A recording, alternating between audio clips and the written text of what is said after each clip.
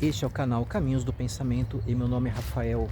Eu sou branco, uso um boné cinza claro, estou com barba curta, tenho óculos de armação preta com lentes espelhadas, estou com uma camisa com botão, com fundo branco e estampas nas cores branca, preta e cinza, simulando galhos ou folhas. Estou caminhando em um parque público, olhando para o meu celular. E aí pessoal, tudo bem com vocês? Eu vou comentar aqui um debate que eu assisti envolvendo dois ateus e dois religiosos católicos. O debate, primeiramente, era só entre o Antônio Miranda e um padre chamado Fábio, que eu não conhecia. Ele não é famoso. E mais tarde entrou ali o amigo dele, o amigo do Antônio, o Jason Ferrer, e o próprio mediador do debate começou a participar também, né, ao lado do padre. O mediador é um católico leigo e ele estava indignado com algumas coisas que o Antônio falava, né? Antônio Miranda e Jason Ferrer são ateus, youtubers, né, famosos já. Eu acompanhava o Antônio há muito tempo, na época do primeiro canal dele, Detonando a Bíblia. Ele mudou muito, né? Ele estudou bastante sobre vários temas, foi refinando mais os seus argumentos, entrou por alguns caminhos com os quais eu não concordo. Não vou entrar em detalhes aqui, tá, pessoal? Mas eu fiquei contente quando ele voltou. No início do governo Bolsonaro, ele reativou o canal dele e começou a fazer a sua militância ateísta. E eu gosto de ver os ateus criticando as religiões, apontando falhas científicas, lógicas, históricas, e também apontando a hipocrisia de muitos líderes religiosos, ajudando muitas pessoas a se libertar das amarras das religiões, né? Embora eu esteja convicto de que existe um Deus, a existência dele pode ser provada logicamente, né? Não é uma questão de fé. Pelo contrário, a fé é o caminho que até nos afasta de Deus e nos leva para as ilusões e mitologias. Mas eu fui ouvir esse debate, né, sabendo que com certeza iriam chamar ali uma pessoa muito bem fundamentada, assim como o Antônio é muito bem fundamentado, né? Uma pessoa que estudou com profundidade as ideias do Antônio e que poderia fazer um bom contraponto. E no início era isso mesmo que estava aparecendo, né? O debate durou mais de 6 horas, tá, pessoal? Eu não tenho condições aqui de fazer uma análise nem mesmo próxima daquela que eu fiz, por exemplo, do debate entre o Arthur Duval e o Álvaro Borba. Aquele vídeo já exigiu uma boa simplificação e esse aqui então vai ser só passando por cima mesmo, né? Fazendo algumas pinceladas, fazendo uns comentários mais gerais aqui. Eu vou falar sobre a primeira atitude que o padre teve depois que o Antônio falou sobre supostos erros científicos do Gênesis, que diz que a luz foi criada e depois veio o sol e a lua, né? E aí o padre veio com aquela história de que Jesus é a luz, e Jesus já estava presente ali no Gênesis, né? No princípio era o verbo, como diz o Evangelho de João, e o verbo estava com Deus, e o verbo era Deus, e tudo foi feito por meio dele. Então Jesus era a luz que iluminava a criação e depois veio o sol e a lua. E é claro que isso ignora o fato de que cientificamente o Sol já existia antes da Terra, mas ele nem entrou nessa questão. E o Antônio corretamente disse que o padre estava cometendo uma exegese, ou seja, ele estava colocando dentro do texto do Gênesis uma ideia estranha ao escritor e estranha àqueles que liam o texto originalmente, né? É uma regra básica da interpretação ensinada em todos os seminários cristãos, que você deve considerar o contexto histórico do texto, pensando em qual era o entendimento que os leitores tinham, né? Aqueles leitores para os quais ele foi dirigido, como eles entendiam ou poderiam entender aquele texto, né? Realmente isso é verdadeiro, mas o fato é que nenhum teólogo segue isso. Ele faz de conta que segue, ele afirma isso para os outros para parecer uma pessoa intelectualmente honesta. Ele pode até ser sincero, mas o método que ele usa na prática para fazer as suas pregações, os seus artigos bíblicos, não é. E o próprio cristianismo foi formado assim, pessoal. né? Isso que o padre fez de dizer que a luz de Gênesis era a luz de Jesus é a técnica usada pelos próprios autores, todos eles.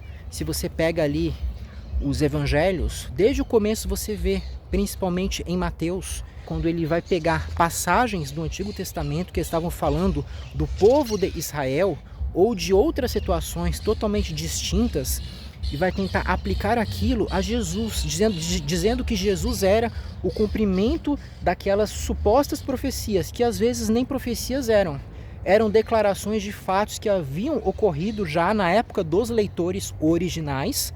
E aí o evangelista, na hora de escrever, ele pega aquele trechinho para dizer que aquilo apontava para alguém que viria e essa pessoa era Jesus, né? Não preciso entrar em detalhes aqui, mas basta você pegar o Evangelho de Mateus e ler. Leia os primeiros capítulos, capítulo 1, capítulo 2, você vai ver isso. Procure as profecias que ele alega, né, que se cumpriram em Jesus. Volte lá nas passagens das escrituras hebraicas e veja se elas realmente apontavam para alguém que viria e se essa pessoa tinha condições de ser Jesus. Não era, né? Ele simplesmente fez ali uma forçação, ele fez um malabarismo, uma ginástica, para fazer de conta que Jesus estava presente ali, que ele estava sendo profetizado. E o padre fez algo ainda pior, ele disse que Jesus já estava presente, literalmente, sendo o Deus Criador, mas essa ideia não bate, ela não combina com o texto original. Tanto é que o Antônio fez questão de frisar como que o Deus dos israelitas, ele é uma junção de várias divindades, né? Isso se nota pelo texto hebraico. Quando você vai ao hebraico, você nota a diferença, né? E o padre, ele tentou ali fazer a sua defesa, dizendo que realmente havia um politeísmo, né? E que Deus usou aquele politeísmo para se revelar, né, como sendo o Deus verdadeiro, que os israelitas eles acreditavam em vários deuses no começo, mas eles acabaram entendendo que havia um único Deus, que aqueles nomes todos, eles eram de um único Deus, né? E o texto do Gênesis é muito legal porque você nota claramente que não havia uma ideia de que havia um Deus único, um Deus todo-poderoso, onisciente, onipresente. O Antônio fez questão também de frisar isso, né? O Deus ali de Gênesis é um ser limitado, de poder finito, que precisa se dirigir até determinado local para saber o que está acontecendo ali. Aí mais tarde os teólogos cristãos tentaram fazer a sua maquiagem para dizer que na verdade aquilo ali era uma figura de linguagem, que na verdade Deus se apresenta como um ser finito, para que os homens entendam a ação dele, que aquilo ali era uma metáfora. Então, mas o fato é que isso não procede do texto tal como ele está. Isso aí é uma elaboração de seres humanos para tentar fazer com que aquela ideia primitiva de Deus, apresentada ali por aqueles escritores, se encaixe com uma visão mais filosófica, uma visão mais racional, né, de um ser supremo, acima do qual nada existe. Mas esse Deus não combina com aquela visão das tribos, né, das tribos hebraicas, aqueles povos que realmente estavam se baseando em pura mitologia, né? Estavam criando historinhas em torno de sentimentos. E eu recomendo que você ouça esse debate, né? Coloque aí na velocidade 1.5 para você ver, né, como o Antônio pressionou o padre a mais não poder, dizendo: padre, Jesus prometeu que ele faria tudo aquilo que os cristãos pedissem em nome dele, né? E cadê hoje isso?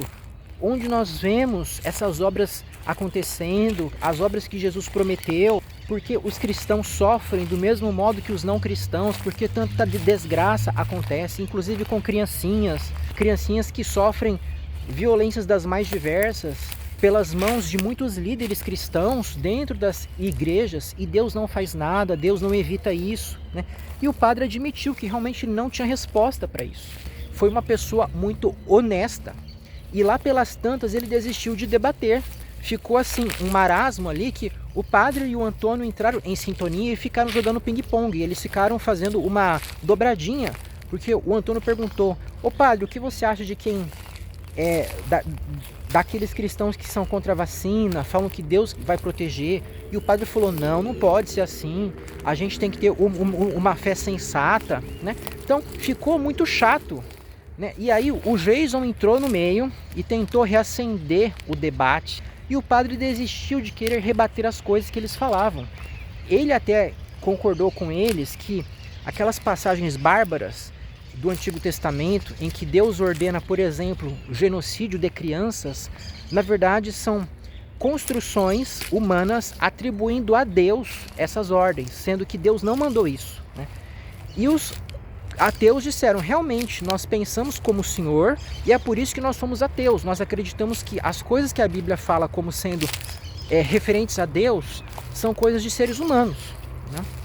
E é óbvio que o padre faz um recorte, né? Ele entende que determinadas passagens da Bíblia não são verdadeiras, mas outras são, né? Porque a tradição católica diz que Jesus nasceu de uma virgem, que ele é Deus encarnado, que ele fez milagres, que ele ressuscitou, né? Esses fatos são literais para os católicos, né? Assim como a existência de Adão e Eva é uma existência física.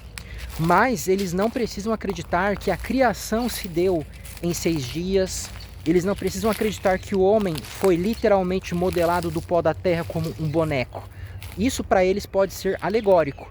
Eles podem até aceitar o que a ciência nos mostra sobre a evolução das espécies, né? Então, o modelamento daquele boneco de barro poderia ser uma imagem simbólica do processo evolutivo. Agora, Adão, enquanto um ser físico, ele tem que ter existido para cometer o primeiro pecado e depois ser substituído pelo homem perfeito, Jesus, o último Adão, de acordo com a teologia do apóstolo Paulo, né? Então é bem curioso esse verdadeiro samba que os católicos fazem, porque é uma contradição aberrante. Você não consegue separar ali no texto o que é literal do que é simbólico. Se a tradição ensina que determinadas coisas são literais, dando ao católico margem para alegorizar as outras e até entender que se tratam de erros, né, de coisas humanas que foram atribuídas na conta de Deus, para que você tem a Bíblia então, né? É como se na visão católica a Bíblia estivesse toda em branco, todas as páginas dela, e na hora de ler, o católico joga a tradição ali dentro. Ele vai pegar os ensinos dos papas e vai colocar dentro da Bíblia.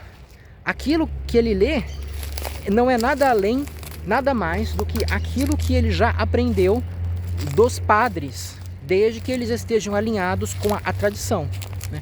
Então, de fato, é uma fraude enorme que todos os cristãos fazem, seja os protestantes, que fingem se basear na Bíblia, mas também seguem tradições humanas, supostamente baseadas no texto sagrado, e também os católicos que fingem seguir a Bíblia, mas não seguem a Bíblia. Eles seguem uma construção humana, uma teorização, um arranjo, ou melhor falando, eles fazem um improviso. Eles pegam o texto, recortam, alegorizam para encaixar dentro da sua doutrina. A doutrina de um Deus perfeito, um Deus de amor. Aí aquelas passagens que não se encaixam com isso, que mostram Deus como um ser imperfeito, um Deus que é totalmente irrazoável, né, que reflete a personalidade, o caráter daqueles homens para os quais esses textos se dirigiram, aí eles vão falar, ó, isso aí é alegórico, não foi bem assim que aconteceu, né? Aí determinadas coisas eles pegam como literais, né? Mas você não tem uma base exegética, você não tem uma base textual, você não tem uma base histórica para dizer que a criação, conforme relatada em Gênesis, é algo alegórico e ao mesmo tempo a concepção virginal de Jesus e a sua ressurreição são eventos literais. Não tem como você fazer isso, né? Isso é muitíssimo claro, né?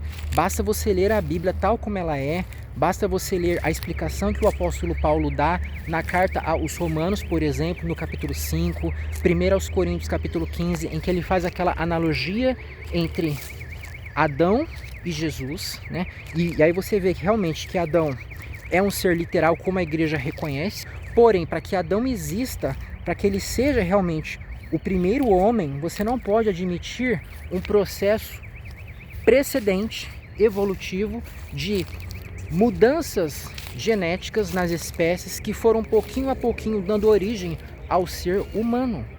Porque em Gênesis os animais surgem independentemente pela palavra de Deus. Eles não têm um ancestral comum, né? O homem, ele surge no final diretamente do pó da terra. Ele não vem de outras espécies, né? Então, assim, novamente, é uma violência ao texto você querer fazer isso que os católicos romanos fazem. E enfim, os ateus mandaram muito bem nesse debate. Eu duvido que alguém ouviu esse debate e realmente achou que o padre ganhou. Porque o padre acabou admitindo para os ateus que o Deus dele não existe. Ele acabou admitindo que o que existe é o amor humano, é a ação humana. São humanos que ajudam humanos. E não adianta você ficar esperando uma intervenção sobrenatural. Não adianta você confiar nas palavras de Jesus de que tudo aquilo que for pedido em nome dele será realizado, porque isso não acontece, isso é fantasia. Tá bom, pessoal? Por hoje era isso, até a próxima.